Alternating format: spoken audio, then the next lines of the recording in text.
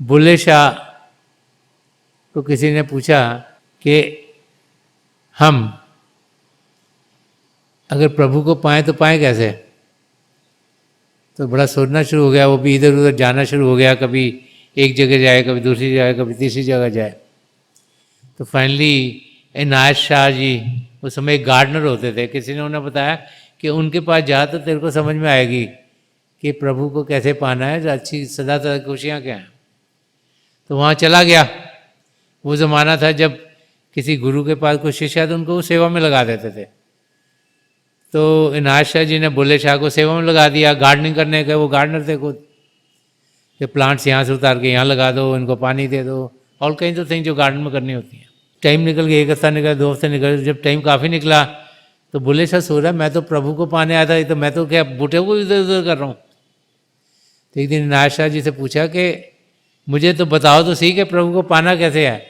तो हंसना शुरू हो गए। तो उन्होंने फरमाया कि साईं दा की पावना इधरों पुटना तो उधरों लावना। वो कह रहे हैं कि प्रभु को पाना क्या मुश्किल काम है, जो तुम्हारा ध्यान है जो बाहर की दुनिया वहाँ से अपरूट करो, वहाँ से उठाओ और यहाँ शिव नेत्र पर, यहाँ 10वें द्वार पर लगाओ। तो प्रभु को पाना कोई मुश्किल काम नहीं है। हमें अपने ध्यान को, जो हमारी आत्मा का भारी रूप है, उसको चैनलाइज करना प्रॉपर्ली, कि हमारा जो ध्यान है जो बाहर की दुनिया में जा रहा है उसके रंग में रंगा जाएगा, उसको अंदर की दुनिया में करना है। जब उसे अंदर की दुनिया में करेंगे तो हम देखेंगे कि हमारे कदम प्रभु की ओर तेजी से बढ़ने शुरू हो जाएंगे। तो संत दर्शन सिंह जी महाराज सुना कि मेरी दुनियाई जनू में कभी आओ तो सही।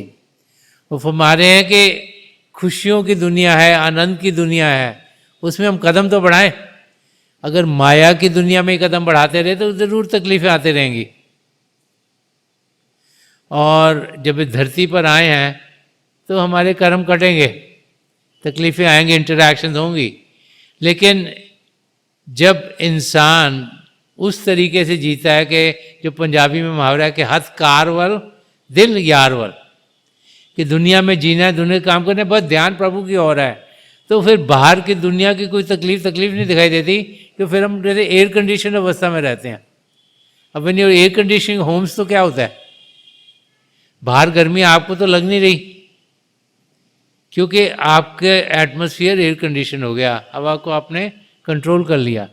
ऐसे ही जब हम अंदर की दुनिया में बढ़ते हैं, इतनी खुशी, इतना आनंद मिलता है कि बाहर की कोई तकलीफ लगती नहीं, और हम फिर अपनी मंजिल की ओर आराम से बढ़ सकते हैं। जब इंसान को तकलीफ होगी तो कुछ कर नहीं पाता, वो तकलीफ को ही सॉल्व करने में लगा रहता है। मगर जब इस अवस्था में पहुंचता है कि उसे तकलीफ लगती नहीं, तो फिर अपनी गोल की ओर वो कदम बढ़ा सकता है। तो संत दर्शन सिंह जी महाराज जी समझा रहे हैं कि फूल ही फूल हैं कहते हो जिन्हें तुम कांटे, मेरी दुनियाए जुनून में कभी आओ तो सही। और आगे फरमा रहे हैं कि तुम्हें आबाद नजर आएगी उजड़ी दुनिया, कि तुम्हें आबाद नजर आएगी उजड़ी दुनिया, दिल की दुनिया को मोहब्बत से बसाओ तो सही। वो समझा रहे हैं कि हम प्रेम से जिंदगी जिए। हम लोगों को तकलीफ क्यों होती है कि हम प्रेम से बहुत दूर हैं। हमने एक दूसरे से कंपीट ही करते रहते हैं। हम सोचते हैं ओहो उसको ये मिल गया मुझे नहीं मिला, और उसको मिला, हमारे अंदर जेलसी पैदा हो जाती है। अगर किसी को हम हड़पने की कोशिश करते हैं, और अगर कोई मिल जाए तो उसको ऐसे जकड़ लेते हैं जैसे हमने ले ना सके। तो हम लोग काम, क्रोध, मोह, लोभ, अहंकार से घिर गए हैं। हमें उस दायरे से ऊपर उठना है। हमें जानना है कि हम सब एक ही पिता परमेश्वर की संतान हैं, और हमें जानना है कि प्रभु हम सबसे बहुत प्रेम करते हैं। अगर नहीं कर रहे होते तो ये शारीरिक रूप हमें मिलता ही नहीं, हमारी आत्मा किसी और योनि में भटक रही होती। प्रभु ने हमें चुना है, किसी कारण प्रभु हमसे खुश हो गए, हमें मालूम नहीं क्यों हो गए हैं खुश, वो खुश हैं तभी जो सबसे उत्तम चोला उन्होंने हमें दिया। अभी चोला मिला, इसका हम पूरा फायदा उठाएं। महापुरुष समझाते हैं कि इसी चोले में हम 84 लाख जियाजून से छुटकारा पा सकते हैं। तो संत दर्शन सिंह जी महाराज समझा रहे हैं कि पाएंगे कैसे, जब प्रेम की जिंदगी जिएंगे। इसीलिए हर एक धर्म ग्रंथ यही समझाता है कि जिन्होंने प्रेम किया उन्होंने पिता परमेश्वर को पाया। कि अपने अंदर प्रभु के लिए प्रेम को हम जागृत करें। वो प्रेम हमारे अंदर है, लेकिन हम ध्यान बाहर करते हैं, बाहर की माया की दुनिया, इस करके हम उस प्रभु के प्रेम को अनुभव करने की बजाय दुनिया के रंग में ही रंगे जाते हैं। तो संत दर्शन सिंह जी महाराज समझा रहे हैं कि अगर हमने अपनी मंजिल तक बढ़ना है तो हमें प्रेम से जीना होगा। हमें ये जानना होगा कि हर एक हम जैसे ही है, कि हम किसी से ऊपर नहीं, किसी से नीचे नहीं, हम सब बराबर बराबर के हैं। और फिर निष्काम सेवा भाव से एक दूसरे के मददगार होते हुए, सच्चाई की ज़िंदगी जीते हुए, पवित्रता से हम अपनी मंजिल की ओर कदम बढ़ा सकते हैं। ये प्रभु का प्रेम है जो हमें अपनी मंजिल तक लेके जाएगा। और जब प्रभु के प्रेम का हम अनुभव करेंगे, जब हम अंदर की दुनिया में जाते हैं, जब हम प्रभु की ज्योत के साथ जुड़ते हैं, प्रभु की ध्वनि के साथ जुड़ते हैं, तो फिर हमारे रोम रोम में प्रभु का प्रेम भरना शुरू हो जाता है। और वो बदलाव खुद ब खुद अंदर से आना शुरू हो जाता है। और उसका असर ये होता है कि वो जो प्रभु का प्रेम जिसका हम अनुभव अंदर कर रहे हैं, हमसे उमड़ना शुरू होता है। और हमारे बोलचाल का तरीका, हमारा मिलने का तरीका, औरों को दुख दर्द में हिस्सा देने का तरीका सब बदल जाता है। क्योंकि हम अपने आप को उनके नज़दीक समझना शुरू हो जाते हैं। हम ये जानना शुरू हो जाते हैं कि अगर हम अपने अंदर प्रभु को पा रहे हैं तो और भी पा सकते हैं प्रभु को। उनके अंदर भी प्रभु बस रहे हैं, तो उनसे फिर नज़दीकी हमारी बढ़नी शुरू हो जाती है और हमारा नज़रिया उनको देखने का ही बदल जाता है। तो ये समझा रहे हैं कि तुम्हें आबाद नज़र आएगी उजड़ी दुनिया। नहीं तो इंसान सोचता है ये भी दुनिया में खराबी है, वो भी खराबी, वो भी खराब है, कि ये सब एक अच्छी जगह जीने के लिए। जबकि नज़रिया अंदर से बदलेगा, दिल की दुनिया को मोहब्बत से बसाओ तो सही। और आगे फरमा रहे हैं कि ज़िंदगी फिर से जवां, फिर से हंसी हो जाए। ज़िंदगी फिर से जवां, फिर से हंसी हो जाए, उनकी आँखों से ज़रा आँख मिलाओ तो सही। तो यहाँ संत दर्शन सिंह जी महाराज हमें समझा रहे हैं कि जब हम एक पूर्ण महापुरुष की संगत में जाते हैं तो उनसे हमें मिलता क्या है, जिसे हम दर्शन कहते हैं, वो चीज़ क्या है। जब हम सत्संग में आते हैं समझाया जाता है कि हम अपने सदगुरु की आंखों की ओर देखें। क्यों? क्योंकि महापुरुषों ने समझाया है कि वहाँ से रूहानी किरणें हमारी और आ रही हैं। संत कृपाल सिंह जी महाराज फरमाते थे कि 2/3 हिस्सा रूहानियत का हमारे सदगुरु की आंखों के जरिए आता है, 1/3 हिस्सा है जो कि मुंह के जरिए, बोलों के जरिए आता है। कि 2/3 of spirituality comes to the eyes of the spiritual master. तो हमें समझाया जाता है कि हम उनकी आंखों की ओर ध्यान दें, और वो रूहानी किरणें जब हमारी ओर आ रही हैं, जब हम पात्र होंगे, रिसेप्टिव होंगे, तो उनको ग्रहण करेंगे। उनकी आंखों से हमारी आंखों तक, उनके दिल से हमारे दिल तक, उनकी रूह से हमारी रूह तक कनेक्शन होगा। और जब रूह से रूह तक कनेक्शन होगा तभी हमारी रूह में बाहर आएगा, तभी हम अंदर की दुनिया में उड़ान करने के लायक होंगे। तो यहाँ पे समझा रहे हैं कि ज़िंदगी फिर से जवां, फिर से हंसी हो जाए। नहीं तो इंसान जब दुनिया की ओर ही ध्यान देता है तो दुख दर्द में ही जी रहा है। तो जवानी की बात क्यों करें? क्योंकि वो समय होता है जबकि इंसान सबसे ज़्यादा तंदुरुस्त है, सबसे ज़्यादा काम कर सकता है, सबसे ज़्यादा खुशियाँ पा सकता है। तो फरमान ज़िंदगी फिर से जवां, फिर से हंसी हो जाए, उनकी आँखों से ज़रा आँख मिलाओ तो सही। कि हम अपने सद्गुरु के दर्शन करें। जब वहाँ जाएं तो रिसेप्टिविटी के साथ जाएं, एक पात्रता के साथ जाएं। और जब हम एक पात्रता के साथ जाएंगे तो फिर हमारे अंदर जो रूहानी किरणें आएंगी वो हमारे अंदर हमें प्रभु के प्रेम का अनुभव कराएंगी। कि प्रभु का प्रेम का अनुभव करना ही सबसे ज़रूरी है। और जब ध्यान हमारा पिता परमेश्वर की ओर होगा, और जब रूह जो कि शरीर में बिखरी हुई है जब वो सिमटेगी और यहाँ शिव नेत्र पर एकाग्र होगी तो अपने सद्गुरु की मदद से हम अंदर की दुनिया में बढ़ पाते हैं। और इस गज़ल के आखिरी शेर में संत दर्शन सिंह जी महाराज फरमा रहे हैं कि करते फिरते हो अंधेरे की शिकायत दर्शन। कि हम लोग सब यही सोचते हैं हमारी जिंदगी ये भी खराब है, वो भी खराब है, वो भी खराब है, कि करते फिरते हो अंधेरे की शिकायत दर्शन, दिल की दुनिया में कोई दीप जलाओ तो सही। तो यहाँ संत दर्शन सिंह जी महाराज क्या इंडिकेट कर रहे हैं, क्योंकि जो उन्होंने लिखा है उसके अंदर बहुत गहरे मीनिंग होते हैं। संत दर्शन सिंह जी महाराज हमें समझा रहे हैं कि जो हमारी आत्मा है, जैसे परमात्मा से पहले लाखों करोड़ों साल हो गए, अलग अलग योनियों में जा रही है। उसे इंग्लिश में dark night of the soul कहा जाता है, कि वो हमारी आत्मा की अंधेरी रात है, क्योंकि उन योनियों में कोई अपॉर्चुनिटी नहीं है हमको अपने गोल को जानने की, गोल की ओर कदम बढ़ाने की। जब हमें ये मानव चोला मिलता है तभी हम अपने आप को जान सकते हैं और पिता परमेश्वर को पा सकते हैं। तो फरमा रहे हैं कि करते फिरते हो अंधेरे की शिकायत दर्शन। कह रहे हम इंसान हर रोज सोचते हैं कि अंधेरा ही अंधेरा है, कुछ हमको रोशनी मिल नहीं रही, कुछ क्या करना है वो समझ में आ नहीं रहा, हम इधर उधर की चीज़ों में फंसे हुए हैं।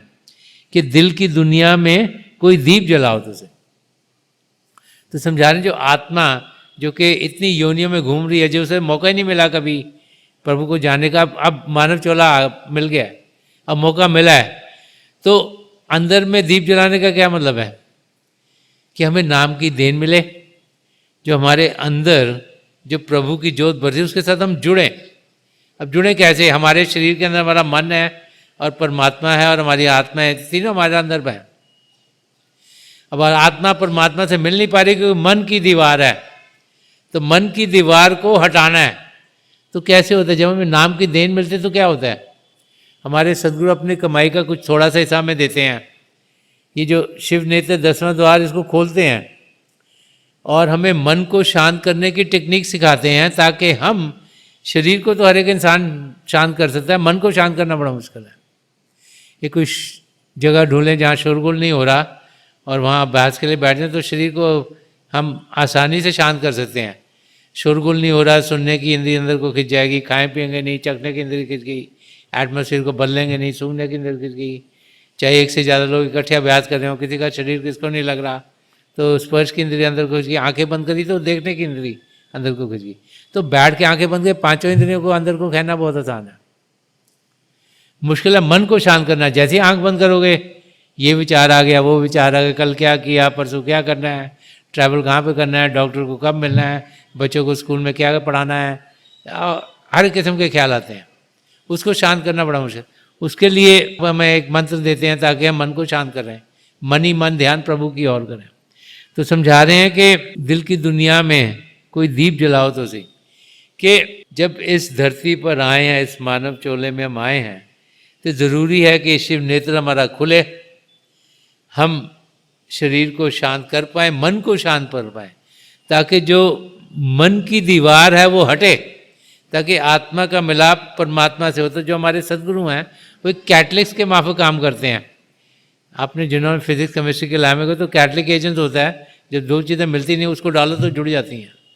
तो बीच में जो दीवार है उसको वो हटा देते हैं ताकि हमारी आत्मा परमात्मा से मिल सके। अंदर की दुनिया में जब जाती है, पिंड से अंड में, अंड से ब्रह्मांड में, ब्रह्मांड से पारब्रह्म में, तो सचखंड में, उस यात्रा पर हमारे सदगुरु हमारी आत्मा को लेके जाते हैं। परमात्मा जो कि हमें सचखंड में सिंहासन बैठे हुए मिलते हैं, तो उनमें वो हमारा मिलाप करा देते हैं। तो उसकी यहाँ बातचीत हो रही है कि दिल की दुनिया में कोई दीप जलाओ तुझे, कि हमारे अंदर रोशनी है लेकिन हम उसका अनुभव नहीं कर पाते। जब हम अंदर की दुनिया में बढ़ने का तरीका जानेंगे और अंदर की दुनिया में बढ़ेंगे और अभ्यास करेंगे, तो हम फिर अपने कदम प्रभु की ओर तेजी से बढ़ाने शुरू हो जाते हैं। ठाकुरे तुम शरनाई आया,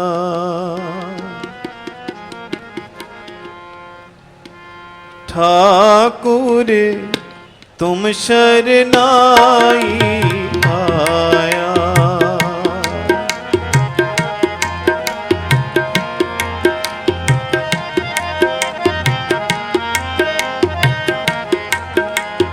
ठाकुर तुम शरनाई आया, ठाकुर तुम शरनाई आया।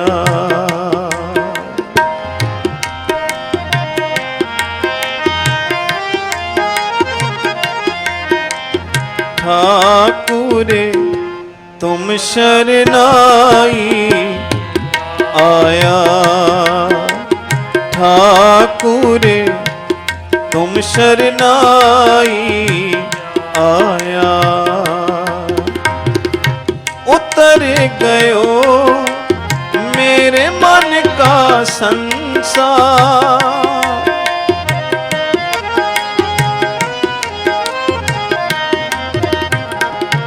उतर गयो मेरे मन का संसार।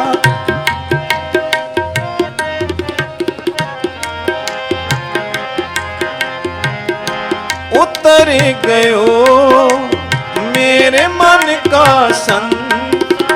जब ते दर्शन पाया तुम शरनाई आया,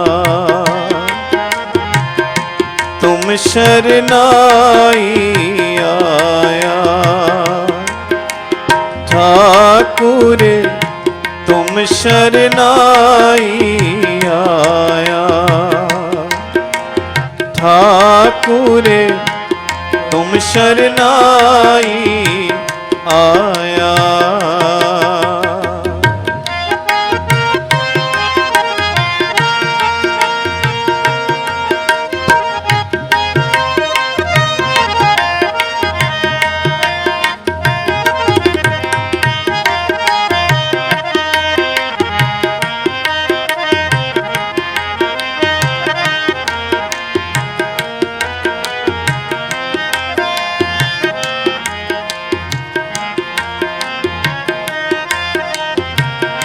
अनबोलत मेरी बिरथा जानी,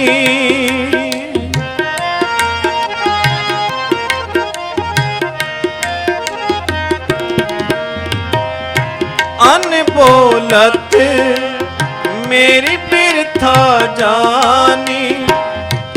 अपना नाम जपाया,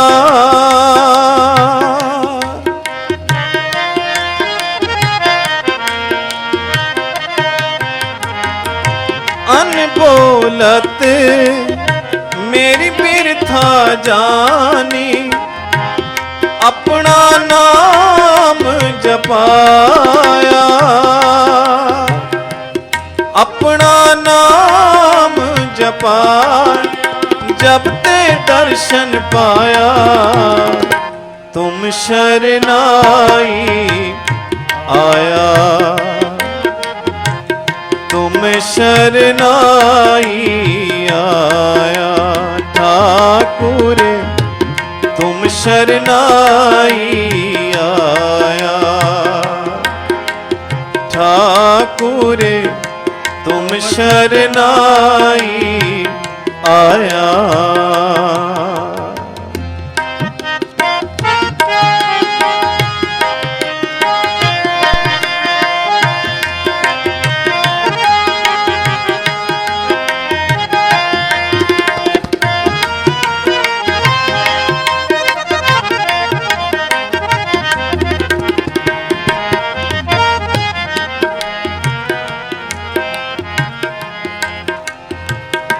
दुख नाठे सुख सहज समाए,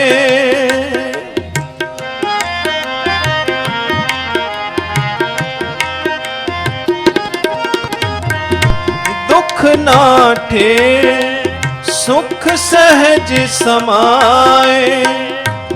आनंद आनंद गुण गाया,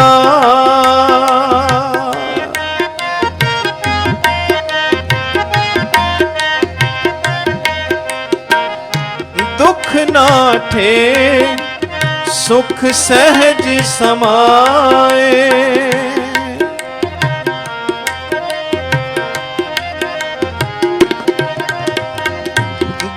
नाठे सुख सहज समाए आनंद आनंद गुण गाए